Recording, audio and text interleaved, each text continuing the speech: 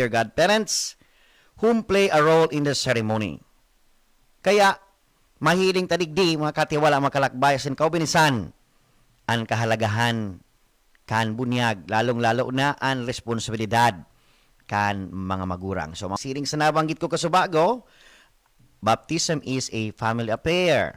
Kaya, dakulaon po ang pagirumdom, lalong-lalo na ang katungdan kan mga magurang na pabunyagan sa indang mga aki asin siring man ang pagpili kan magiging ninong ninang nata si isay sinda dapat of course sumagiya sa pagtubod kan aki sumagiya asin magtatalubo siya sa pagkamot sa Dios asin pagpahayag kan karahayan kan Dios asin nagiging marhay na pangrugan para sa mga aki. Kaya sa mga magurang na magpapabunyag, pagirumdom, urog ng gayo, ang pagpili ng God kan mga ninong ninang para magiyahan nindo an sa indong mga kaakian.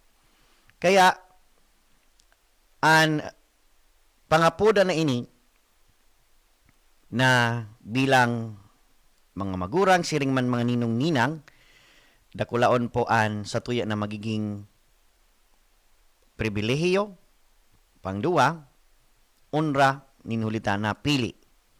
Napili, tangani ng tukdoan, gabayan, asin maging ehemplo para sa mga aki. Kaya siring di sa nababanggit, first and foremost, godparent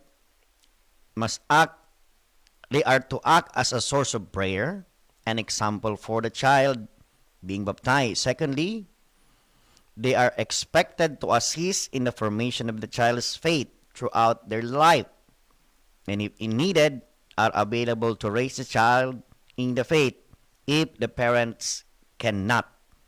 Kaya, nakulaon man po ang pagirumdom sa mga ninong-ninang, bako lang sa mga magurang, sa katungdan asin misyon na pinagkatiwala sa indo nin mahal na Dios.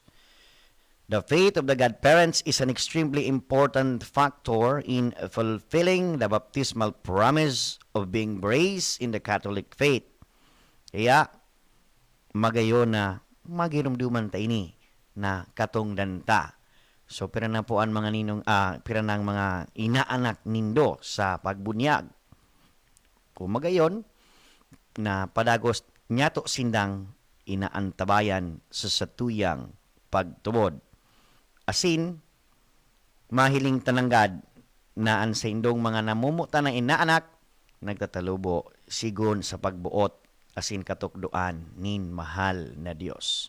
So, magayon man na paghurup-hurupan ta bilang mga binunyagan kung nagiging effective an bunyag o kung sabihon tang nagtatalubo kita sa inakot ng bunyag.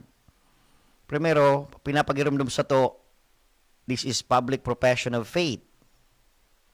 Recognizing baptism as a public declaration of your belief in Jesus Christ and actively sharing your faith with others. Kaya, kung may kakayahan nga na kitang maghiras, kan buhay kaniba, o sa mga marites, magayon po na pigahirasta an sa atin buhay na pagtubod.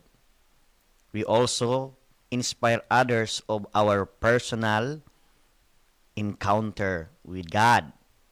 Ini, pinapagiramdom na ang bunyag bagusan ng ritual, kundi ini araw daw na pagpahayag kan sa tuyang pagtubod. Siring man, repentance and transformation.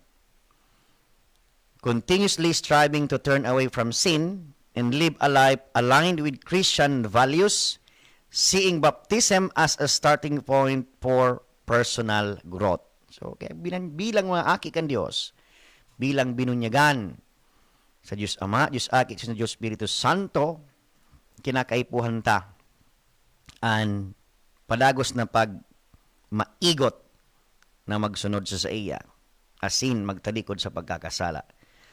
Active church participation.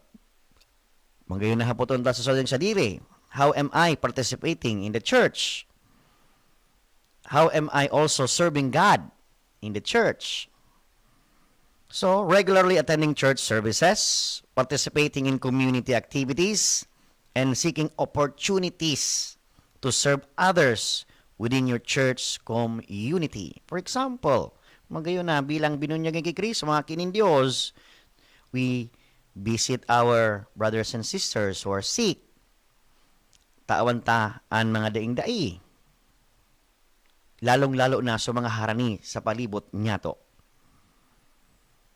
Magkaigong oportunidad for Bible study and prayer. Devoting time to reading and studying the Bible to deepen your understanding of God's Word and regularly engaging in prayer to maintain personal connection with God. So, lalong-lalo na po kitang mga lolo-lola na pwede pang makatukdo ng God sa mga kaakian. Tangani na ang mga aki, nakaingakod, akus pa, nakakanood na sa pagpamibi, sa paglingkod sa Diyos, siring man ang pagsimba duro Domingo. Living ethically. Applying Christian teachings to your daily life by demonstrating love, compassion, honesty, and integrity in your interactions with others. Minsan simple sa nakitang vendor. Paano niya to tinutungkusan ang pagiging aki kan Diyos kung day kitang dinadaya sa tuyang mga pagtinda o tapatas ang satong pakikipaglaban digdi sa kinaban na ini, sa buhay na ini. So ipinapahayag ta ang pagiging aki kan Diyos kung ang karahayan nangungurog sa satuya. Sharing the gospel, siring sa binanggit ko kasubago. Actively speaking opportunities to share your faith with others through words and actions, fulfilling the Great Commission to spread the message of Christ. Bako, impagpara, pang-istorya, si Madi o si Pari. Ngunyan, how to grow? How to grow as a baptized person? Primero, magayon permitang gigirubdumon so inako tang bunyag. Naramduman ko po makatiwalang makalakbay mga kahobenisan. I was baptized January 11 by Father Joy Vargas. Okay? January 11, 1986. Kaya magayon na gurumdumon mo sa imong bunyag kaso arin sisa sa mga ninong-ninang mo. Bako gurumdumon mo kung tinawan ka o hindi. Kundi gurumdumon mo sinda na naging ehemplo pangarugan asin siyempre gurumdumon ta ang bendisyon na inako ta ninhuli ta sa bunyag na ini. Reflect on your baptism. Siring man, seek guidance from spiritual leaders. Lalong-lalo na sa mga panahon na wari bagang dito masabutan ang nangyari sa tuwing pagkabuhay o kung baga kapurisawan ang nahihiling. Magayon na makipag-ulay-ulay sa sarong paratokdo espiritual. Siring man, join a discipleship program. Ano ang mga aktibidades sa parokya? You involve yourself. Or even sa mga circle of friends na igwa ka, yaon ang kamautan na magtawang or outreach program. Participate in programs designed to help you deepen your understanding of the Christian faith and develop practical skills for living as a follower of Christ. And magayon na magigirumduman ta ang satuyang imbuelto sa simbahan. We involve ourselves in church activities. Kaya magayon di mahiling ta mga katiwala makalakbay mga kahobinisan and dakulaon na bendisyon kan bunyag na inako ta na minsan siring ipinahiling ni Kristo kung paano ta ini isa sa buhay. Tinukdo niya asin pinapagirumdum niya na sa tuwing pagbaklay, totoo, may mga panahonin pagsugot, alagad yaw ng Espiritu Santo, yaon siya, ang mga tataramon na magiya sa sato, asin siyempre papagusgon kita, kan mahal na Diyos. And God the Father will provide kan mga kinakaipuhan tang bendisyon, tangani na makasunod kita sa dalan ni Kristo. Magayon na, saraduhan tayo ni sa sarong pamibi, Almighty and eternal God, you know all things. You see the very bottom of my heart, and you know that, however sinful I have been, I am resolved by the help of your grace to love and serve you for the remainder of my life. And therefore, O my God, kneeling before the throne of thy mercy, I renew with all the sincerity of my soul the promises and vows made for me in my baptism. I renounce Satan with my whole heart, and will henceforth have no connection with him. I renounce all the prompts of Satan, that is all the vanities of the world, the false treasures of its riches, honors, and pleasures, and all its corrupt teachings. I renounce all the works of Satan, that is all kinds of sin. To thee alone, O my God, I desire to cling. Thy word will I hear and obey. For thee alone I desire to live and to die. Amen. Gusto ko lang i-recognize ining pamibi na hali sa thecatholicrusade.com.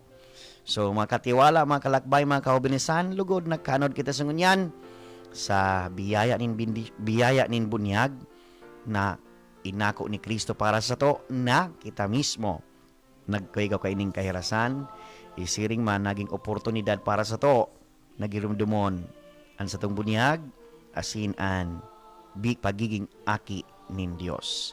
Salamat sa paghinanyog niyo niyan. Salamat sa mga parantabay, mga katiwala, mga kalakbay, mga kaubinisan. And shout out man po na sa mga taga Piuduran, si Father sa asin sa parokya, Our Lady of Salvation, si Father Bong asin Father Nomer, Manong Ilyo, Ate Jenny, asin sa kahirabahan yun sa opisina, si Milin, si Ringman, shout out po sa Del Mundo family. Shoutout man po kay Nanay Linda. Shoutout man kay RJX Asin Kilan. So, salamat po sa inyo. This is me, Father TJ. Now, signing off. Bye-bye!